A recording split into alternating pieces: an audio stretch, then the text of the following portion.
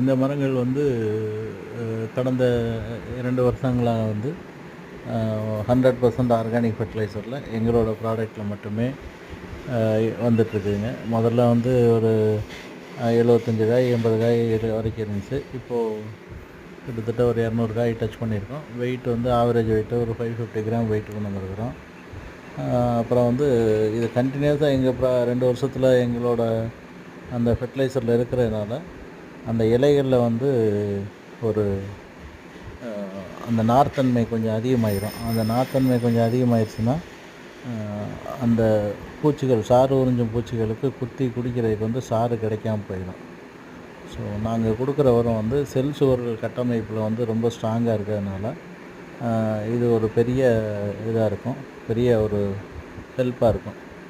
அப்புறம் வந்து இதில் அடிஷ்னலாக இன்னொரு யூஸ் என்னென்னா, இது எங்கள் ப்ராடக்ட் யூஸ் பண்ணும்போது மரத்தில் இருக்க அந்த சத்து நீரோட்டம் வந்து சரியாக முறையாக வகைப்படுத்தப்படுறதுனால நேச்சுரலாகவே பெண் பூக்களை அதிகப்படுத்துகிற குணம் வந்து உண்டு. எந்த வித ஹார்மோனும் எதுவுமே இல்லாமல் பெண் பூக்கள் வந்து அதிகமாகும்.